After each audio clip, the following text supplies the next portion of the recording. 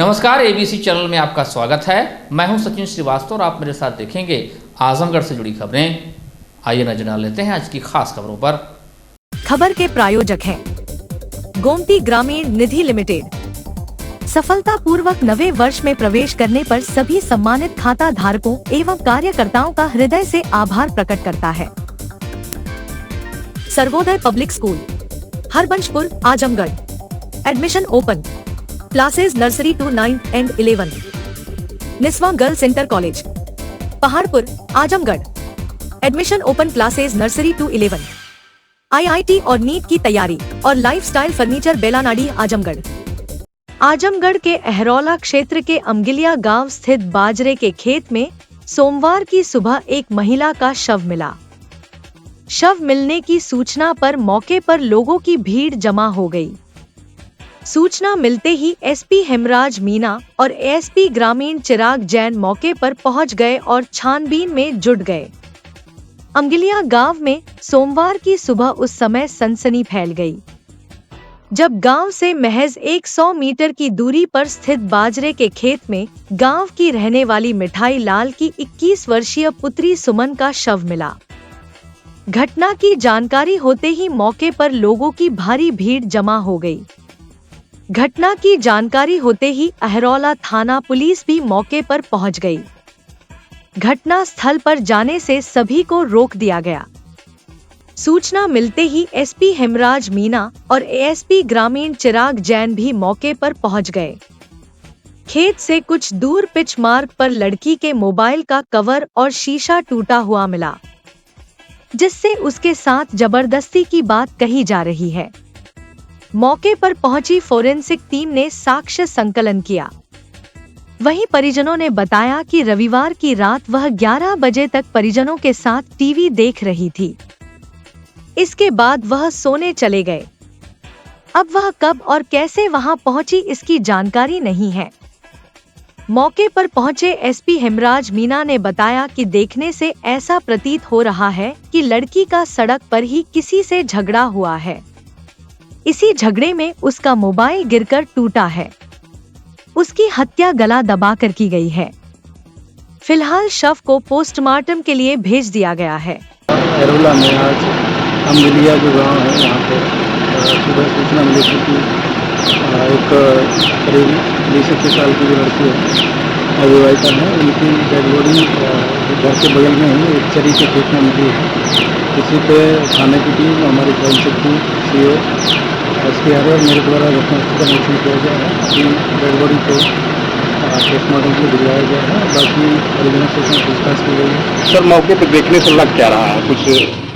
अभी इसमें देखने से लग रहा है कि जो लड़की है उसको गला दबा के मारा गया है। उससे पहले रोड पे कुछ मोबाइल्स के जो स्क्रीन टूटने के जो कुछ मिले हैं, साक्ष्य मिले हैं।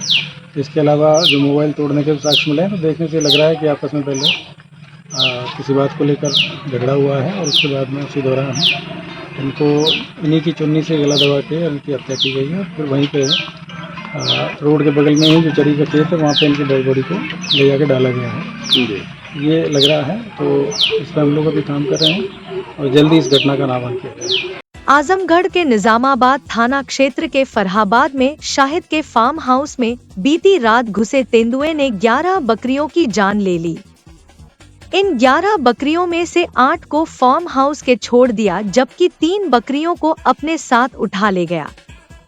मामले की जानकारी होने पर जब गांव के लोग फार्म हाउस पहुंचे तो देखा कि जिस जाली को तोड़कर तेंदुआ फार्म हाउस के अंदर गया है, वहां पर तेंदुए के टूटे हुए बाल पाए गए हैं। इसके साथ ही फार्म हाउस के अंदर और रास्ते में तेंदुए के पग के निशान भी पाए गए हैं। मामले की जानकारी मिलने के बाद वन विभाग और अपर पुलिस अधीक्षक शुभम अग्रवाल मौके पर पहुंचकर मामले की जांच में जुट गए हैं। इस पूरी घटना से हड़कंप मचा हुआ है। वन विभाग की टीम मामले की जांच में लगी हुई है। जिले में तेंदुए के आतंक का यह कोई पहला मामला नहीं है। 3 माह पूर्व भी जिले में आए तेंदुए ने जिला प्रशासन को 10 दिन तक छकाया था, जिसके बाद प्रशासन ने काफी मशक्कत के बाद तेंदुए पर काबू पाया था।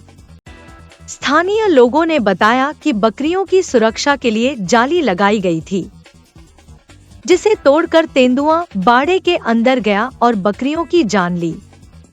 बकरियों की गर्दन पर नाखून और दांत के निशान पाए गए हैं। तेंदुआ बाड़ में लगी जालियों को तोड़कर अंदर प्रवेश किया है, जिससे जालियों में उसके बाल फंसे हुए तथा जमीनों पर पंजे के निशान स्पष्ट देखे जा सकते हैं। भाई और बहन के प्यार का त्योहार रक्षाबंधन जनपद में सोमवार को हर्षोल्लास के साथ मनाया गया। भाइयों ने बहनों से अपनी कलाई पर रक्षा सूत्र बंधवाकर उन्हें विशेष तोहफा भेंट कर सदैव उनकी रक्षा का संकल्प लिया। वहीं बहनों ने भाइयों को तिलक लगाकर उनकी आरती कर उनकी लंबी उम्र की कामना की। देर शाम तक बाजार में लोगों की खरीदारी के लिए चहल पहल देखी गई। राखी के साथ ही कपड़े, साड़ियां और अन्य सामग्री खरीदने के लिए दुकानों पर भीड़ लगी रही। भद्रा के चलते पर्व का मुहूर्त दोपहर 1:30 बजे के बाद होने के चलते खरीदारी का समय भी बढ़ गया, जिससे बाजार में लगातार रौनक बनी रही।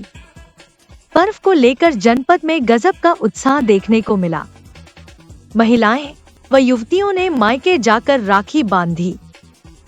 तमाम बहनें छुट्टी के चलते रविवार को ही मायके पहुंच गईं। पर्व को लेकर छोटे बच्चों में भी गजब का उत्साह दिखा। 2 दिन पूर्व सुबह से ही विवाहित महिलाओं व बड़ी आयु की महिलाओं ने अपने हाथों में राखी से सजाई गई थालियां लेकर घरों से निकलना शुरू कर दिया था। हर किसी ने आसपास रहते अपने भाइयों के घरों में जाकर उनकी कलाई पर राखी सजाते हुए उनकी लंबी उम्र की कामना की, जबकि ज्यादातर लड़कियों ने अपने घरों में ही भाइयों की कलाई राखी से सजाई तथा उनका मुंह मीठा करवाते हुए उनकी लंबी आयु की कामना की। पर्व पर शहर सहित गांव के प्रमुख तिराहों, चौराहों पर मिठाई व राखियों की दुकानें सजी रहीं। पूर्व संध्या से ही लोग व्हाट्सएप, फेसबुक व ऑनलाइन शुभकामनाएं देते दिखे। जो बहनें अपने भाई के घर किसी कारण से नहीं आ सकी है, वे भी वीडियो कॉलिंग पर भाई व परिवार के अन्य सदस्यों से बातचीत कर बधाई देती रहीं। वहीं कहीं पर भाई अपनी बहन को राखी बांधने उसके घर गया तो कहीं बहनें अपने भाई के घर राखी बांधने आईं। पूरे जिले में उत्सव को पूरे उल्लास के साथ मनाया गया। सूबे की सरकार ने पूर्व की भांति इस साल भी रक्षाबंधन पर्व पर महिलाओं को मुफ्त यात्रा की सौगात दी, जिसके चलते रोडवेज की बसों में भारी भीड़ रही।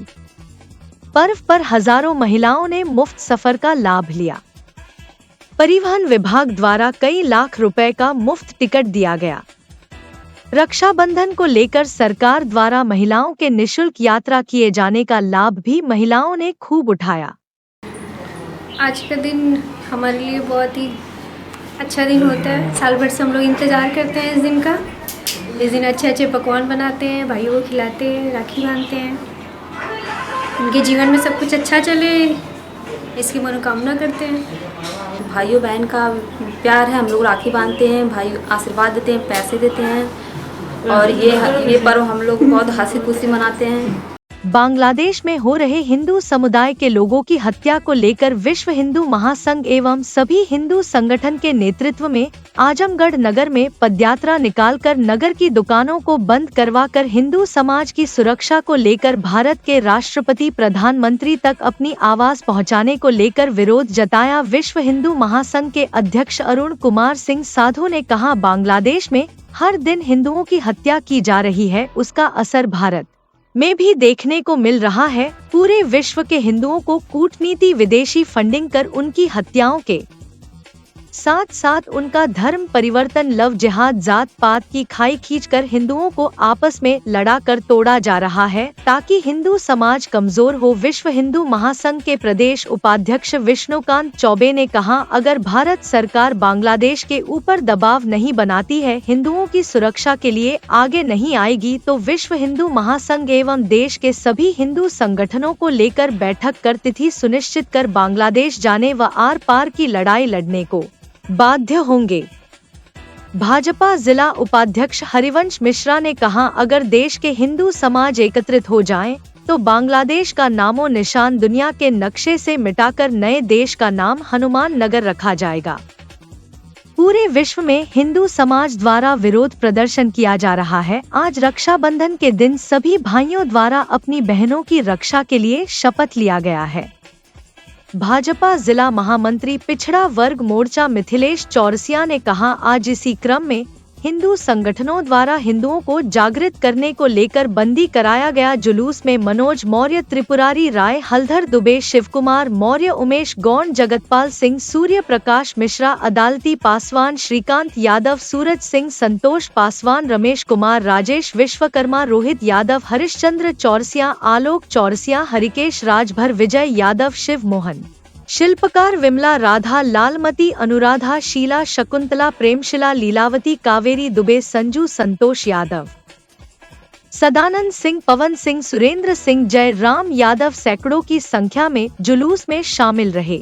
यह जो आज हम लोगों ने जागो हिंदू जागो कार्यक्रम के तहत ये जो हम लोगों ने आज आह्वान किया था आजमगढ़ बंद करने का, और बांग्लादेश में जिस तरह से हिंदुओं का नरसंहार किया जा रहा है और पूरा हिंदू समाज, यहाँ की सरकारें कुछ भी करने में अक्षम है, इसलिए यहाँ के हिंदुओं को हमने जागृत करने के लिए जागो हिंदू जागो कार्यक्रम का ये श्री गणेश किया कि कम से कम हिंदू अगर अब नहीं जागेगा तो आगामी आने वाले 20 सालों में जिस तरह की परिस्थितियाँ खड़ी हो रही हैं वो हमारे समाज के लिए बड़ा चिंतनीय विषय है। और आगामी 20 साल के अंदर जो उनका टारगेट है गजवाए हिंद का, वो हमको पूरा होता दिखता है। इसलिए मैं हिंदुओं को, हमारा हिंदू संगठन विश्व हिंदू महासंघ, विश्व हिंदू परिषद या जो अन्य संगठन इसमें सम्मिलित हुए हैं, हम लोगों ने ये कार्यक्रम चलाया है कि अगर हिंदू अब भी जागेगा नहीं और अपना इसका प्रतिकार करने के लिए खड़ा नहीं होगा तो अगले 20 सालों के बाद जो आने वाला समय है वो हमारी पीढ़ियों के लिए बहुत ही दुखदायी होने वाला है। इसलिए ये कार्यक्रम चलाया गया है कि हिंदू कम से कम अब जागो और हिंदुत्व की रक्षा के लिए हिंदू समाज आगे आए। ये बहुत ही दुर्भाग्य है कि हिंदू समाज सब कुछ अपनी आंखों से देखने के बाद भी अगर अंधा बना है तो बांग्लादेश भारत बनने में देर नहीं लगेगी। इसलिए हम सब लोग आज जागो हिंदू जागो के तहत सभी हिंदू संगठन के आह्वान पर उनके साथ चल के आज आजमगढ़ नगर को बंद कराया है और कहा है कि आप सब लोग ये देखिए कि वहाँ पर बांग्लादेश में किस हिसाब से हमारी बहन बेटियों के साथ दुर्व्यवहार किया जा रहा है, किस तरीके से हिंदू भाइयों को मारा जा रहा है, ये दुर्भाग्यपूर्ण है। और मैं आपको बता देना चाहता हूँ कि हिंदू समाज जिस हिसाब से हम लोग आज आजमगढ़ को बंद कराने का आह्वान किया हूँ, इस हिसाब से पूरे भारत के हिंदू समाज जगह जगह पर ये काम करे। और अगर हिंदू समाज तलवार ले लेगा तो मैं जानता हूँ कि दुनिया में बांग्लादेश का नाम दुनिया के नक्शे से मिटा दिया जाएगा। और आपको बता दें कि पुनः वहाँ एक हनुमान नगर बसा करके बहुत बड़ी अपना वहाँ पे हिंदू आबादी करने का हम लोग कार्य करेंगे। लेकिन मुझे दुर्भाग्य है कि वहाँ का देखने के बाद छिटपुट घटनाएं भारत में हो रही हैं। अब भारत में नहीं जानते हैं कि ये हिंदू राष्ट्र देश है, किसी की हैसियत नहीं है कि यहाँ पे कुछ कर दे। लेकिन मैं आपको बता दूं कि अगर हम लोग सोए रहे तो हो सकता है। इसी के तहत आज हम लोग जाग करके ये आंदोलन किए। सिधारी स्थित श्री गौरी शंकर मंदिर के प्रांगण में सावन माह के पहले दिन से चल रही शिव महापुराण कथा का समापन हो गया। आचार्य पंडित अजय भारद्वाज ने पूरे श्रावण मास में शिव महापुराण कथा का पाठ किया, जिसे सुनने के लिए श्रद्धालुओं की भारी भीड़ उमड़ती रही। कथा के उपरांत सावन के अंतिम सोमवार को श्री गौरी शंकर मंदिर के प्रांगण में भव्य भंडारे का आयोजन किया गया, जिसमें हजारों की संख्या में उपस्थित होकर शिव भक्तों ने प्रसाद ग्रहण किया। इस दौरान श्री गौरी शंकर मंदिर की मुख्य ट्रस्टी कुसुम लता सिंह व बॉबी सिंह रेड़ा ने बताया कि प्रतिवर्ष की भांति इस वर्ष भी पूरे श्रावण मास में शिव महापुराण कथा का आयोजन किया गया। इसके बाद आज भव्य भंडारे में हजारों की संख्या में उपस्थित होकर शिव भक्तों ने प्रसाद ग्रहण किया। कहा कि कार्यक्रम का उद्देश्य सनातन संस्कृति को बढ़ावा देना है। यह आयोजन हम प्रतिवर्ष करते रहेंगे। इस अवसर पर प्रकृति सिंह रेड़ा, पुन्नू सिंह रेड़ा, रॉबी सिंह रेड़ा, नायक यादव, विश्वजीत सिंह, नरसिंह यादव आदि मौजूद रहे। श्री गौरी शंकर मंदिर ट्रस्ट सिधारी आजमगढ़ की तरफ से आज संपूर्ण मास श्रावण मास में भंडारे का आयोजन किया गया। पूरे श्रावण मास में कथा चली, जिसको आज विश्राम दिया गया और आचार्य श्री अजय भरद्वाज पैनुली द्वारा कथा वाचन किया गया और जिसमें हजारों की संख्या में लोगों ने आकर अपना आशीर्वाद हम लोगों को दिया और भोलेनाथ की प्रसाद ग्रहण किया। उद्देश्य यही था कि समस्त जनपद वासियों का जो विचार है और जो रुचि है, और हमारा उद्देश्य यही है कि संपूर्ण जन कल्याण हो और प्रभु के चरणों में सब अपना मस्तक टेकें, यही हम चाहते हैं। हमारा हिंदू धर्म बढ़े आगे, इसका विस्तार हो, लोग जुड़ें, लोगों की रुचि बढ़े, धर्म के कार्य में लोग ज़्यादा रुचि रखें और उसी बहाने हम तो सेवक हैं भगवान के। हम तो यही चाहते हैं कि प्रभु हमें ऐसा मौका देता रहे तो हम 10 वर्ष का हम इससे अधिक ले जाएं इस कार्य को, जब तक जीवित रहें तब तक करें। कारागार मुख्यालय के निर्देशानुक्रम में सोमवार को जिला कारागार आजमगढ़ में भाई बहन के स्नेह एवं अटूट विश्वास का पर्व रक्षाबंधन हर्षोल्लास के साथ मनाया गया। इस अवसर पर 349 पुरुष एवं 11 महिला बंदियों से 515 महिला परिजन, 47 पुरुष तथा साथ में 178 बच्चे कारागार के अंदर निरुद्ध अपने भाई बहनों को राखी बांधने आए। राखी बांधने आए बंदियों के परिजनों को किसी प्रकार की असुविधा न हो, इसके लिए पेयजल, पंखे आदि की व्यवस्था की गई थी तथा सुरक्षा व्यवस्था के दृष्टिगत किसी प्रकार की असुविधा न हो, अतिरिक्त महिला पुलिस बल की तैनाती भी की गई थी। इस अवसर पर जेल अधीक्षक आदित्य कुमार के अतिरिक्त कारागार चिकित्साधिकारी doctor Dev Prabhakar Yadav, doctor Ashok Kumar Yadav, jailer Ramnaresh Gautam, deputy jailer Vireshwar Pratap Singh, Ankit Kumar, RP Singh, Ajay Kumar, pharmacist Suresh Chandra Verma आदि जेल कार्मिक उपस्थित रहे। रक्षाबंधन पर्व के अवसर पर सुदीक्षा नई राह फाउंडेशन के बच्चों ने अपने हाथों से राखियां बनाई और शहर के पुलिस कर्मियों के कलाइयों पर राखी बांधी। बच्चों ने शहर के थाना कोतवाली में जाकर थाना अध्यक्ष शशि मौली पांडे की कलाई पर राखी बांधी एवं शहर की रक्षा कर रहे पुलिस कर्मियों के साथ रक्षाबंधन का त्योहार मनाया। आजमगढ़ शहर के कई थाना इंचार्ज उपस्थित रहे।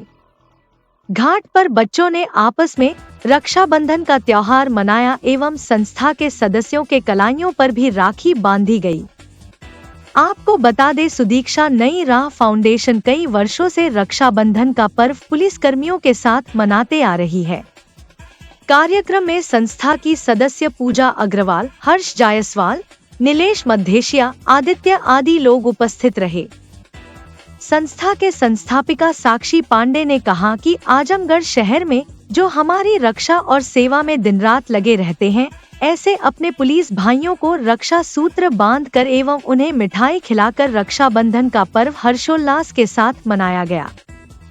बता दें, यह संस्था कई वर्षों से शहर में शिक्षा से वंचित बच्चों को मुफ्त शिक्षा देने का कार्य कर रही है। साल रक्षाबंधन हमारे जिले के जो रक्षक हैं, आप कह सकते हैं, हमारे पुलिसकर्मी, हमारे बच्चे अपने हाथों से राखियां बनाते हैं और हमारे जिले के पुलिसकर्मियों को, सारे पुलिस लोगों को राखी बांधते हैं अपने हाथों से। और बदले में हमें बस इतना चाहिए कि हमारी रक्षा हो। हम रक्षाबंधन मनाया ही इसलिए जाते हैं ताकि भाई हमारी रक्षा कर सके। तो हम बस हर साल अपना यह त्योहार हमारे जिले के पुलिस कर्मियों के साथ मनाते हैं थाना कोतवाली में। आज बच्चों ने थाना अध्यक्ष को अपने हाथों से बनाई हुई राखियां बांधी। साथ ही साथ उन्होंने हमें यह आश्वासन दिया है कि वो हमारी पूरी तरीके से रक्षा करेंगे, सहयोग करेंगे और अपना आशीर्वाद उन्होंने बच्चों को दिया।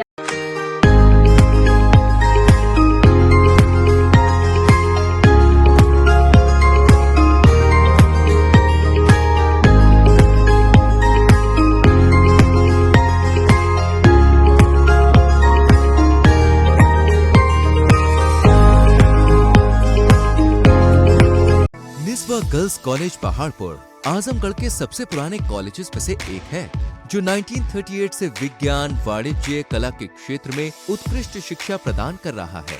इसने कक्षा 9वीं से 12वीं तक IIT और नीट की तैयारी के लिए ग्रेविटी इंस्टीट्यूट लखनऊ के साथ इंटीग्रेटेड कक्षाएं भी शुरू की हैं। कक्षा नर्सरी से 11वीं तक प्रवेश खुला है। उच्च अनुभव वाले शिक्षकों के साथ उत्कृष्ट शिक्षण पद्धति, पूर्ण सुसज्जित कंप्यूटर लैब, पुस्तकालय और विज्ञान प्रयोगशाला, 24/7 CCTV निगरानी, पावर बैकअप।